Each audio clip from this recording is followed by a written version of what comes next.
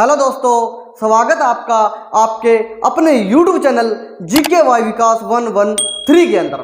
दोस्तों, आज हम पढ़ेंगे हरियाणा के प्रसिद्ध व्यक्तियों के उपनाम पार्ट 2। पार्ट 1 हमने चैनल पर डाल दिया है। जिसने पार्ट 1 नहीं देखा प्लीज वो पार्ट 1 देखे। आपके बहुत से प्रश्न क्लियर होंगे पार्ट 1 में। तो दोस्तों, आज हम पढ़ेंगे हरियाणा के प्रसिद्ध व्यक्तियों के उपनाम पार्ट 2। इस वीडियो में भी आपके बहुत से प्रश्न क्लियर होंगे। अगर ये वीडियो पसंद आए दोस्तों तो अपने दोस्तों के साथ शेयर जरूर किया करें दोस्तों। और जो साथी चैनल पर नए हैं वह चैनल को सब्सक्राइब करें। तो दोस्तों, एक बेहतरीन लेक्चर की शुरुआत करते हैं जय मां सरस्वती का नाम लेकर हरियाणा के प्रसिद्ध व्यक्तियों के उपनाम। दोस्तों, दीनबंधु आ जाए, रहबरे आजम आ जाए, जमींदारों के मसीहा आ जाए या भांगड़ा प्रोजेक्ट के जन्मदाता आ जाए तो किन्हें कहा जाता है? चौधरी छोटू राम को। चौधरी छोटू राम का जन्म कब हुआ? जन्म 24 नवंबर 1881। चौधरी छोटू राम का जन्म 24 नवंबर 1881 कहाँ हुआ? कहाँ? गढ़ी सांपला। गढ़ी सांपला कहाँ है? रोहतक में। चौधरी छोटू राम का जन्म 24 नवंबर 1881 गढ़ी सांपला रोहतक के अंदर इनका जन्म होता है। इनके बचपन का नाम पूछा जाता है। बचपन का नाम, इनके बचपन का नाम क्या था? रिचपाल। बचपन का नाम रिचपाल। 1905 में इन्होंने बीए की। कहाँ से की? Saint Stephen college. Saint Stephen college कहाँ है दोस्तों? दिल्ली के अंदर। सेंट स्टीफन कॉलेज दिल्ली के अंदर इन्होंने 1905 में बीए की। इनके पसंद का सब्जेक्ट पूछा जाता है तो इनके पसंद का सब्जेक्ट कौन सा है दोस्तों? संस्कृत। इनके पसंद का सब्जेक्ट कौन सा है दोस्तों? संस्कृत है। 1910 में इन्होंने वकालत की पढ़ाई पूरी की। कहाँ से? आगरा से। इन्होंने वकालत की पढ़ाई कहाँ से की? आगरा से की। 1910 में इन्होंने वकालत की पढ़ाई कंप्लीट कर ली थी। और 1912 के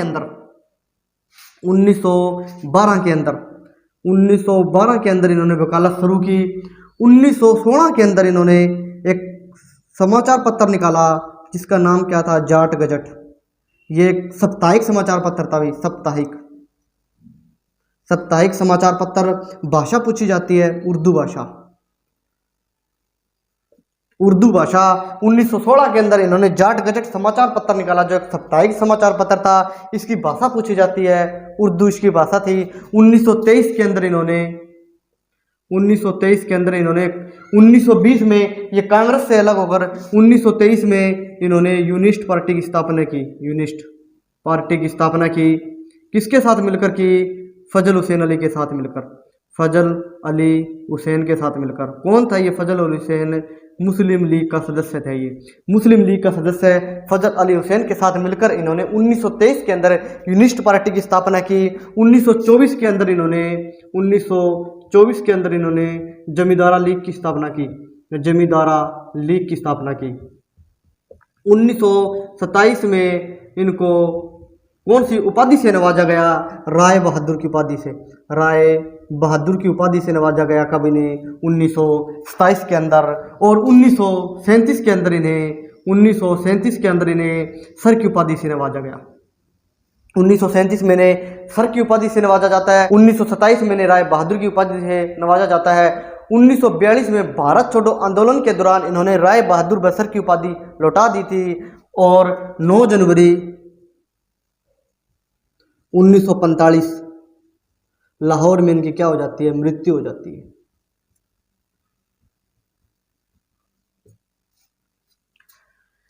चौधरी छोटू राम को क्या कहा जाता है? दीनबंधु कहा जाता है, रहबरे आजम कहा जाता है, जमींदारों के मसीहा कहा जाता है, भांगड़ा प्रोजेक्ट के जन्मदाता कहा जाता है। किन्हें कहा जाता है? चौधरी छोटू राम को कहा जाता है, जिनका जन्म 24 नवंबर 1881 गढ़ी सांपला रोहतक के अंदर जिनका जन्म होता है।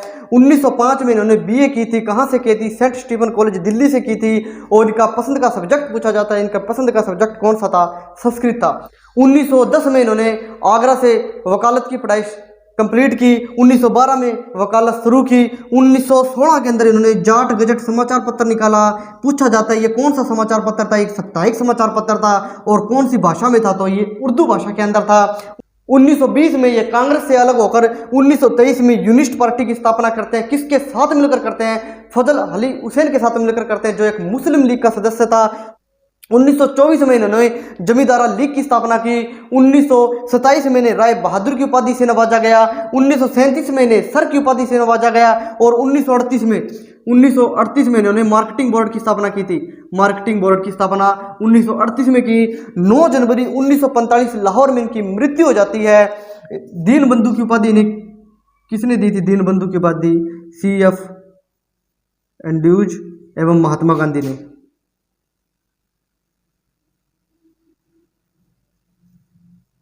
दीन बंधु की उपाधि छोटू राम को किसने दी थी? CF एंड्रूज महात्मा गांधी ने दी थी। मैंने महात्मा गांधी से संबंधित संपूर्ण जानकारी आपको एक वीडियो के माध्यम से दी है। प्लीज उस वीडियो को भी देखें। मैं डिस्क्रिप्शन में उस वीडियो का लिंक डाल दूंगा, प्लीज उस वीडियो को जरूर देखना। तो दीन बंधु की उपाधि सर चौधरी छोटू राम को किसने दी थी? महात्मा गांधी एवं CF एंड्रूज ने दी थी दीन बंधु की उपाधि। चौधरी छोटू राम का जन्म 24 नवंबर 1881 गढ़ी सांपला के अंदर है। गढ़ी सांपला का वर्तमान नाम क्या है? गढ़ी सांपला का वर्तमान नाम सर छोटू राम नगर। छोटू राम नगर। गढ़ी सांपला का वर्तमान नाम क्या है? सर छोटू राम नगर है। गढ़ी सांपला के अंदर चौधरी छोटू राम की एक प्रतिमा बनाई गई है 64 फुट ऊंची। 64 फुट ऊंची कौन सी प्रतिमा बनाई गई है? चौधरी छोटू राम की प्रतिमा बनाई गई है 64 फुट ऊंची, जो हरियाणा की सबसे ऊंची मूर्ति है। कौन सी है? चौधरी छोटू राम की प्रतिमा कहां पर बनी है? गढ़ी सांपला के अंदर बनी है।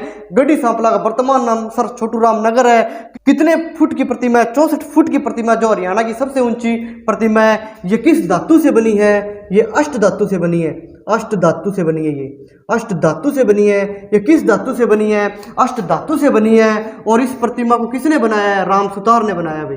राम सुतार ने बनाया है। किसने बनाया है? राम सुतार ने बनाया है। ये प्रतिमा बनी कब है? तो प्रॉपर डेट पूछी जाए 9 अक्टूबर 2018 को।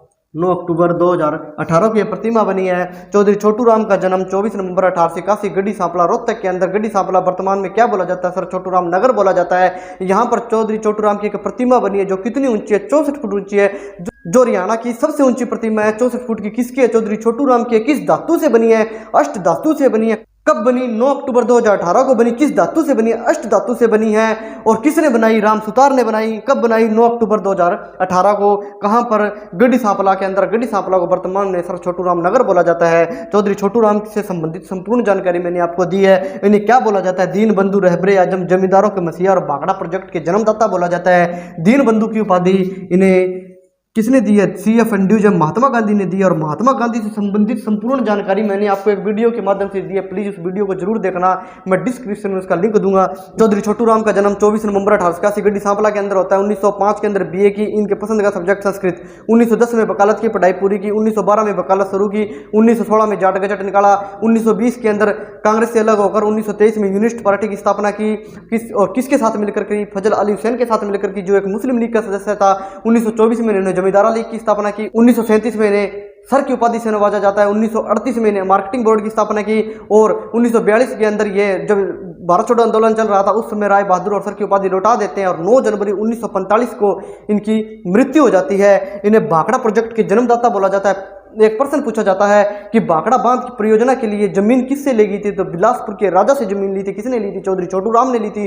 तो चौधरी छोटू राम को भाखड़ा प्रोजेक्ट का जन्मदाता बोला जाता है। 9 जनवरी 1945 लाहौर के अंदर इनकी मृत्यु हो जाती है। चौधरी छोटू राम के बारे में मैंने आपको संपूर्ण जानकारी दी। और दीन बंधु रहबरे आजम, जमींदारों के मसीहा, भाखड़ा प्रोजेक्ट के जन्मदाता किन्हें बोला जाता है? चौधरी छोटू राम को बोला जाता है। दोस्तों, अगर आए हिंदी साहित्य का सूर्य कवि किन्हें बोला जाता है? संत सूरदास को बोला जाता है। अगर आए हिंदी साहित्य का सूर्य कवि संत सूरदास है। और वैसे सूर्य कवि है किन्हें कहा जाता है? पंडित लक्ष्मीचंद को कहा जाता है। और हिंदी साहित्य का सूर्य कवि किन्हें कहा जाता है? संत सूरदास को कहा जाता है। संत सूरदास का जन्म 1478 कहाँ पर? सिही गांव। कहाँ है सिही गांव? फरीदाबाद के अंदर। संत सूरदास का जन्म 1478 सी गांव फरीदाबाद के अंदर होता है। संत सूरदास के गुरु पूछे जाते हैं, गुरु बल्लभाचार्य।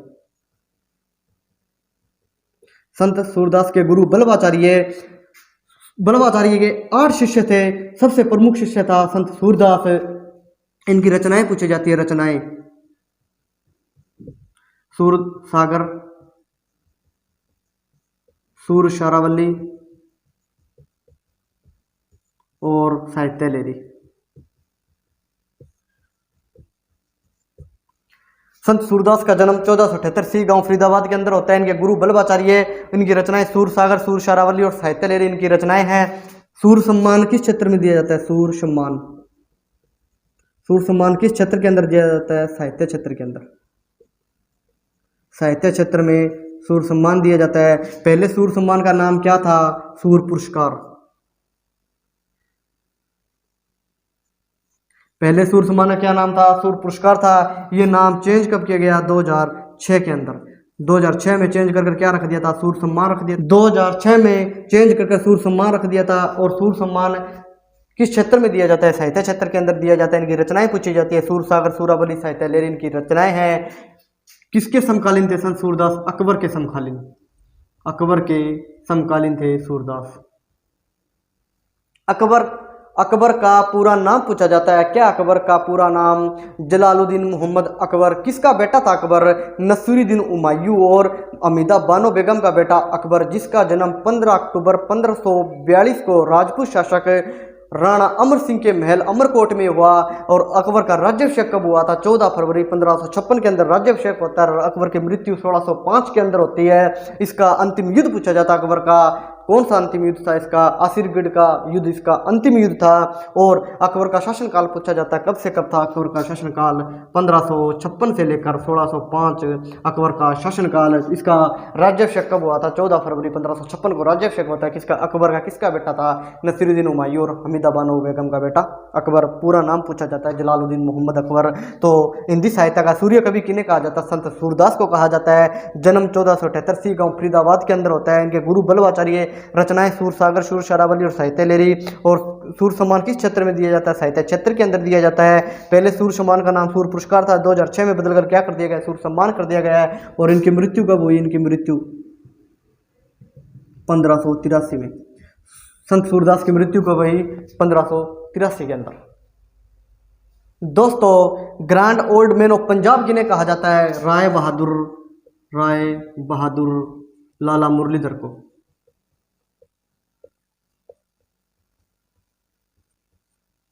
राय बहादुर लाला मुरलीधर को क्या कहा जाता है? Grand old man of Punjab कहा जाता है। राय बहादुर लाला मुरलीधर का संबंध हरियाणा में कहाँ से था? पलवल से। हरियाणा में कहाँ से था? पलवल से था। और राय बहादुर लाला मुरलीधर कांग्रेस की शाखा हरियाणा में कहाँ लेकर आए? अम्बाड़ा के अंदर। अम्बाड़ा में ही है, कांग्रेस की शाखा लेकर आते हैं। कब लेकर आते हैं? 1886 के अंदर लेकर आते हैं। और कांग्रेस की स्थापना कब हुई थी दोस्तों? कांग्रेस की स्थापना 28 दिसंबर 1885 को होती है। कांग्रेस की स्थापना 28 दिसंबर 1885 को कहाँ होती है? गोकुल दास तेजपाल संस्कृत कॉलेज मुंबई के अंदर होती है कांग्रेस की स्थापना। और कांग्रेस की शाखा राय बहादुर लाला मुरलीधर कहाँ लेकर आए थे? अम्बाड़ा के अंदर लेकर आए थे। कब लेकर आए थे? 1886 के अंदर लेकर आए थे। और राय बहादुर लाला मुरलीधर का संबंध हरियाणा में से पूछा जाए, यानी इनका जन्म कहाँ हुआ था? पलवल के अंदर हुआ था राय बहादुर लाला मुरलीधर। जब कांग्रेस की स्थापना हुई 28 दिसंबर 1885 को, उसमें से 72 प्रतिनिधियों ने भाग लिया था। 72 में से हरियाणा के प्रतिनिधित्व करने वाले कौन थे? राय बहादुर लाला मुरलीधर थे। दोस्तों, मैंने कांग्रेस से संबंधित संपूर्ण जानकारी आपको एक वीडियो के माध्यम से दी है। उस वीडियो का भी लिंक मैं डिस्क्रिप्शन में डाल दूंगा, प्लीज उस वीडियो को भी जरूर देखना। तो राय बहादुर लाला मुरलीधर का संबंध हरियाणा से पूछा जाए तो कहाँ से? पलवल से है। और कांग्रेस की शाखा कहाँ लेकर आए थे? अम्बाड़ा लेकर आए थे। कब लेकर आए थे? 1886 के अंदर लेकर आए थे। क्या कहा जाता है इन्हें? Grand old man of Punjab कहा जाता है। अगर आए grand old man of Haryana, अगर grand old man of Haryana है तो किसे कहा जाता है? श्री राम शर्मा को कहा जाता है। श्री राम शर्मा को, जिनका जन्म हरियाणा के झज्जर में हुआ। इन्हें क्या कहा जाता है? हरियाणा का इतिहास पुरुष कहा जाता है। हरियाणा का इतिहास पुरुष भी कहा जाता है। और grand old man of Haryana भी कहा जाता है। और हरियाणा का इतिहास पुरुष किन्हें कहा जाता है? श्री राम शर्मा को कहा जाता है, जिनका जन्म हरियाणा के झज्जर में होता है। और इनकी रचनाएं पूछी जाती है। इनकी रचनाएं हरियाणा का इतिहास, हरियाणा का इतिहास, हरियाणा नवरत्न और हरियाणा का इतिहास, हरियाणा नवरत्न और हरियाणा तिलक। अगर आए ना grand old man of Haryana किसे कहा जाता है? श्री राम शर्मा को कहा जाता है। नहीं, हरियाणा का इतिहास पुरुष भी कहा जाता है, जिनका संबंध हरियाणा के जज्जर से। हरियाणा का इतिहास, हरियाणा तिलक और हरियाणा नवरत्न इनकी क्या है? रचनाएं हैं। अगर दोस्तों grand old man of India किन्हें कहा जाता है? दादा भाई नौरोजी को कहा जाता है, दादा भाई नौरोजी को, जिनका जन्म 4 सितंबर 1825 को कहाँ हुआ था? नवसारी गुजरात के अंदर।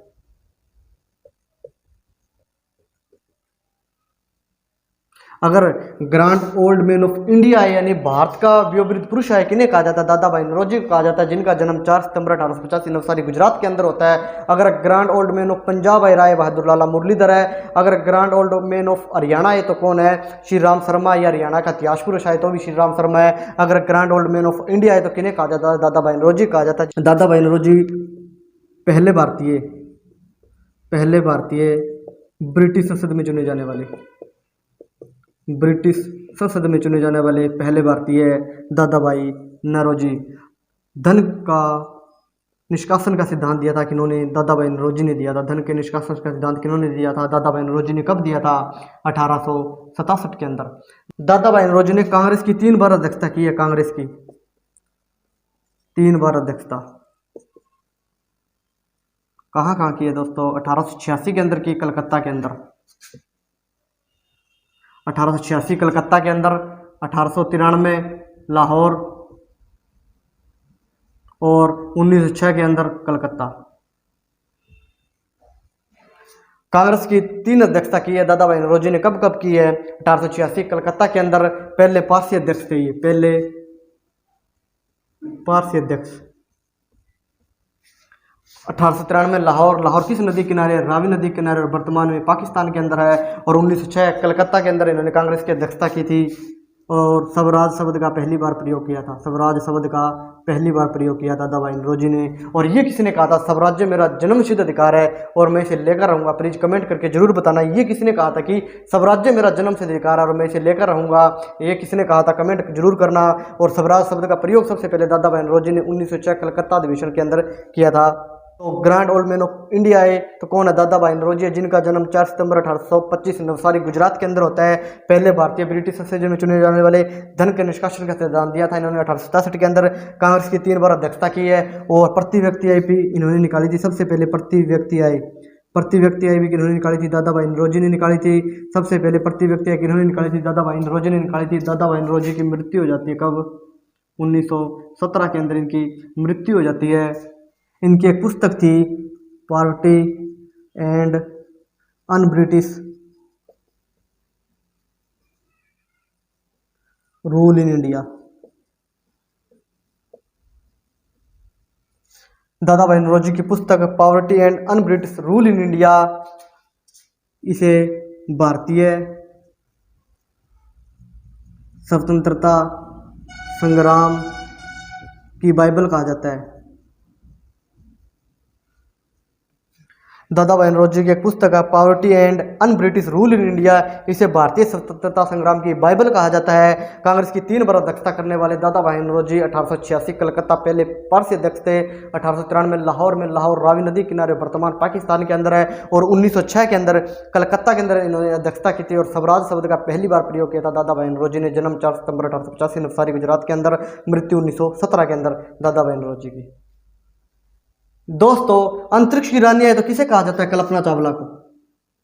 कल्पना चावला अंतरिक्ष की रानी, कल्पना चावला। कल्पना चावला का जन्म 1 जुलाई 1961 कहाँ? करनाल। कल्पना चावला का जन्म 1 जुलाई 1961 का होता है। और घर वाले बताते हैं 17 मार्च 1962।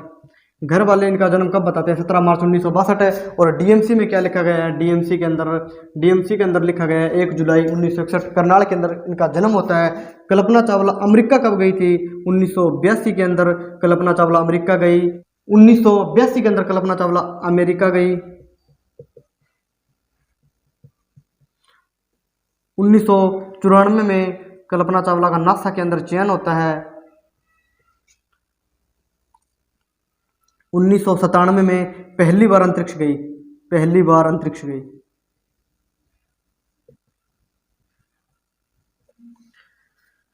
कल्पना चावला का जन्म 1 जुलाई 1961 करनाल। डीएमसी के अनुसार घर वाले बताते हैं 17 मार्च 1962। 1982 में अमेरिका गई। 1994 में नासा में चयन, पहली बार अंतरिक्ष गई 1997 के अंदर। और दूसरी बार अंतरिक्ष कब गई थी? 16 जनवरी 2003 दूसरी बार अंतरिक्ष गई। और मृत्यु कब हो जाती है कल्पना चावला की? मृत्यु 1 फरवरी 2003। ये इसे क्या कहते हैं? कोलंबिया विमान दुर्घटना कहते हैं। या कल्पना चावला की मृत्यु कब हुई थी? 1 फरवरी 2003 को इसकी क्या हो जाती है? मृत्यु हो जाती है कल्पना चावला की। कल्पना चावला का जन्म 1 जुलाई 1961 घर वाले बताते हैं 17 मार्च 1962। 1 जुलाई 1961 डीएमसी में लिखा गया है। अमेरिका की 1982 में, नासा में चयन 1994 में। सबसे इंपॉर्टेंट पर्सन, पहली बार अंतरिक्ष में 1997 के अंदर गई थी और दूसरी बार 16 जनवरी 2003 अंतरिक्ष में जाती है। और मृत्यु कब हो जाती है? 1 फरवरी 2003 को कल्पना चावला की क्या हो जाती है? मृत्यु हो जाती है, जिसे क्या कहा जाता है? अंतरिक्ष की रानी कहा जाता है। किन्हें कहा जाता है? कल्पना चावला को कहा जाता है। दोस्तों, सिरसा का जल स्टार आए रमेश गोयल। सिरसा का जल स्टार रमेश गोयल। हरियाणा का ट्री मैन देवेंद्र सूरा। कहाँ से संबंध रखता है? सोनीपत। हरियाणा की वंडर गर्ल आए जाह्नवी पंवार। कहाँ से संबंध? समाल खां, पानीपत।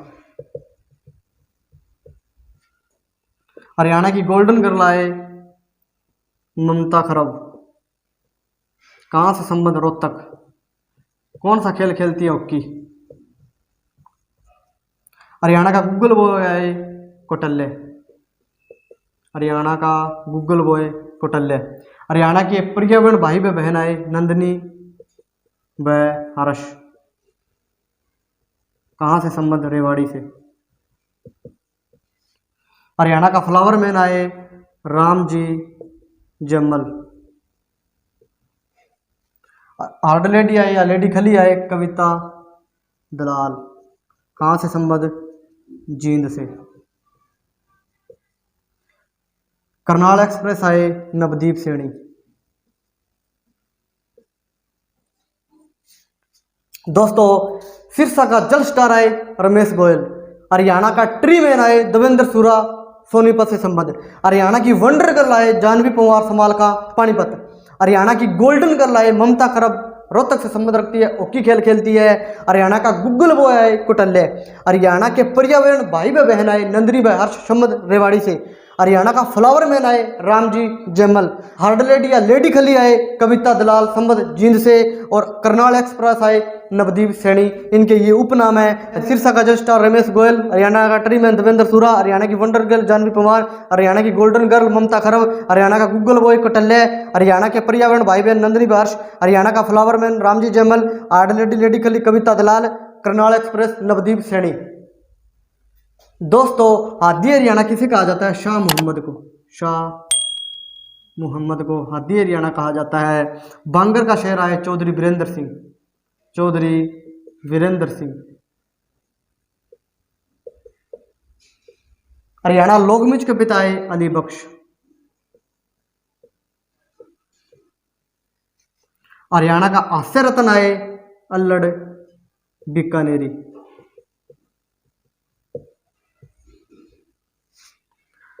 हरियाणा का पहले हास्य व्यंग्य कलाकार आए मीर जाफर जटाली।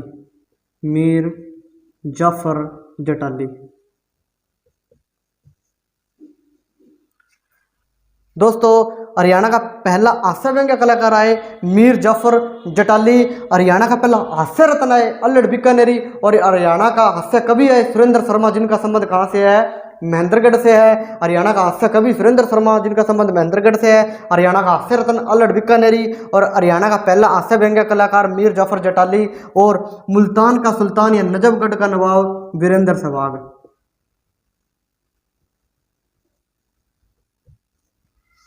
आदि हरियाणा किन्हें बोला जाता है? शाह मोहम्मद को बोला जाता है। बंगर का शेर किन्हें बोला जाता है? चौधरी बीरेंद्र सिंह को बोला जाता है। हरियाणा लोंगमच के पिता किन्हें बोला जाता है? अली बख्श को बोला जाता है। हरियाणा का हास्य रत्न किन्हें बोला जाता है? अल्लड़ बीकानेरी को बोला जाता है। हरियाणा का पहला हास्य व्यंग्य कलाकार किन्हें बोला जाता है? मीर जाफर जटाली को बोला जाता है। और मीर जाफर जटाली को बोला जाता है। और मुल्तान का सुल्तान और नजफगढ़ का नवाब किन्हें बोला जाता है? वीरेंद्र सहवाग को बोला जाता है। दोस्तों, राज्य का प्रथम भक्ति संत आए तो किन्हें बोला जाता है? दादू दयाल को। दादू दयाल को। अगर आए राज्य के प्रथम सूफी संत, शेख मोहम्मद तुरक। शेख मोहम्मद तुरक को बोला जाता है। अगर आए हरियाणा का सरस्वती पुत्र, राजेंद्र खड़किया। राजेंद्र खड़किया। अगर आए हरियाणा का स्टील किंग, ओम प्रकाश जिंदल। ओम प्रकाश जिंदल। अगर आए जाटों का पलटो या जाटों का अफलातून, राजा सूरजमल। और रुस्तम हिंद, सज्जन सिंह।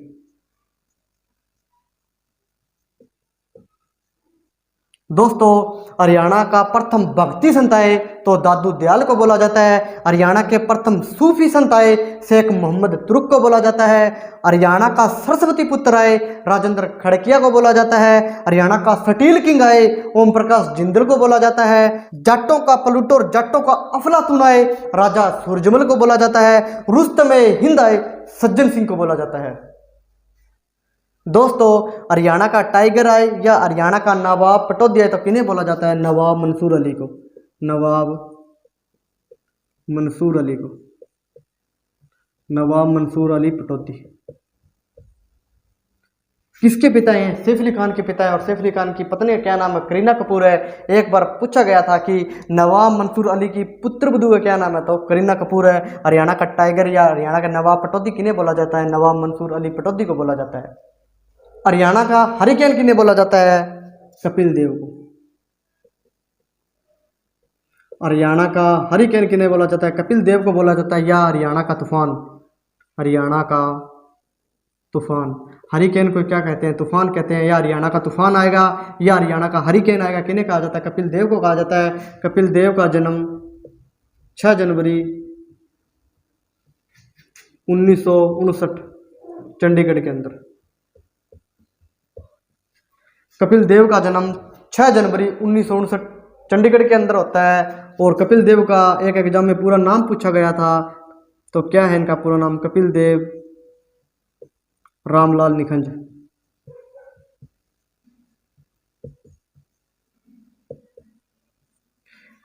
एक एग्जाम में इनका पूरा नाम पूछा गया था। इनका पूरा नाम है कपिल देव रामलाल निखंज। इनका जन्म 6 जनवरी 1959 चंडीगढ़ के अंदर होता है। और भारत ने 1983 के अंदर इनकी कप्तानी में विश्व क्रिकेट कप जीता था। भारत ने 1983 के अंदर इनकी ही कप्तानी में विश्व क्रिकेट कप जीता था। कपिल देव की कप्तानी में भारत ने विश्व क्रिकेट कप जीता था। कब? 1983 के अंदर जीता था। इनका जन्म 6 जनवरी 1959 चंडीगढ़ के अंदर होता है। इनका पूरा नाम कपिल देव रामलाल निखंज। 1983 में भारत ने इनकी कप्तानी में विश्व क्रिकेट कप जीता था। इन्हें हरियाणा का हरिकेन और हरियाणा का तूफान कहा जाता है। किन्हें कहा जाता है? कपिल देव को कहा जाता है। दोस्तों, हरियाणा का हेडमास्टर आए, हरियाणा का काका आए या हरियाणा का चौथा लाल आए तो किसे कहा जाता है? मनोहर लाल खट्टर को कहा जाता है। मनोहर लाल खट्टर को कहा जाता है। मनोहर लाल खट्टर का जन्म 5 मई 1954 कहाँ होता है दोस्तों? निदाना रोहतक में।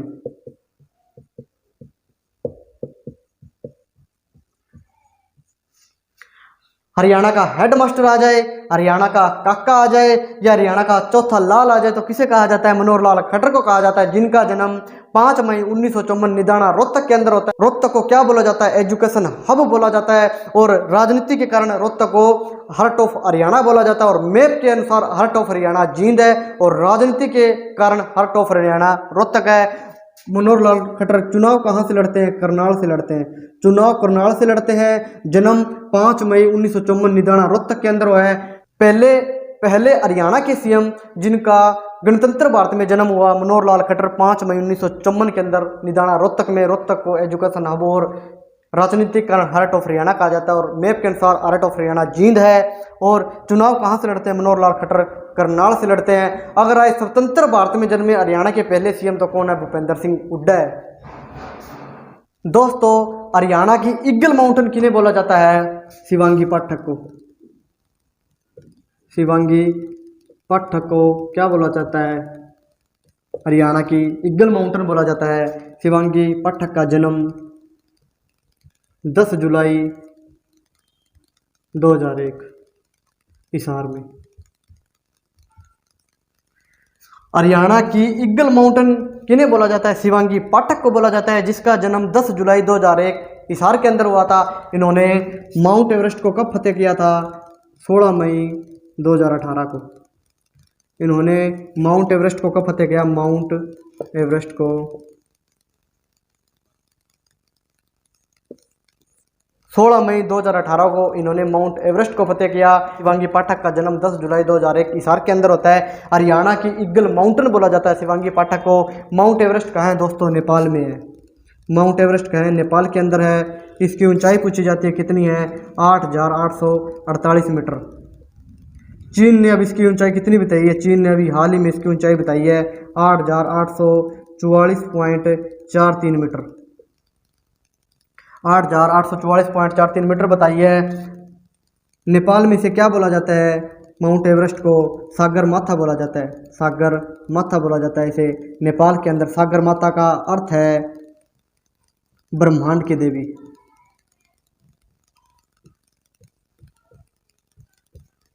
माउंट एवरेस्ट को तिब्बत में क्या बोला जाता है? तिब्बत के अंदर चोमुलुंगमा।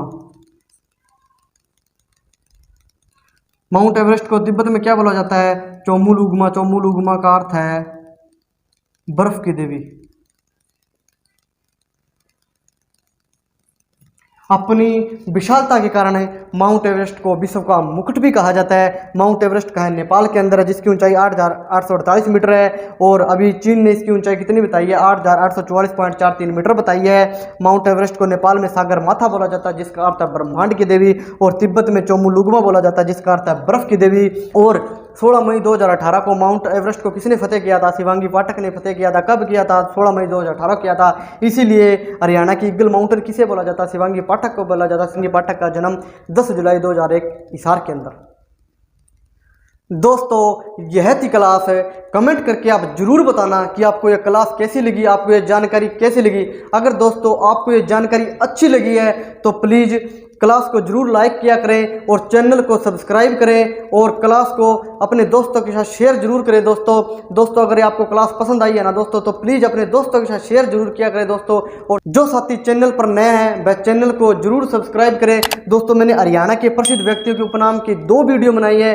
पहली पार्ट 1 मैंने चैनल पर डाल दिया, आज पार्ट नंबर 2 है। ये 2 वीडियो देख लेना दोस्तों। हरियाणा का मर्जी एग्जाम दे देना। अगर इससे संबंधित कोई भी प्रश्न आएगा तो आपका प्रश्न गलत नहीं होगा दोस्तों। यहाँ से आपके बहुत से प्रश्न क्लियर होंगे दोस्तों। तो दोस्तों प्लीज वीडियो को शेयर जरूर किया करें और दोस्तों वीडियो को लाइक शेयर और चैनल को सब्सक्राइब जरूर करें और कमेंट करके जरूर बताएं कि आपको ये वीडियो कैसी लगी।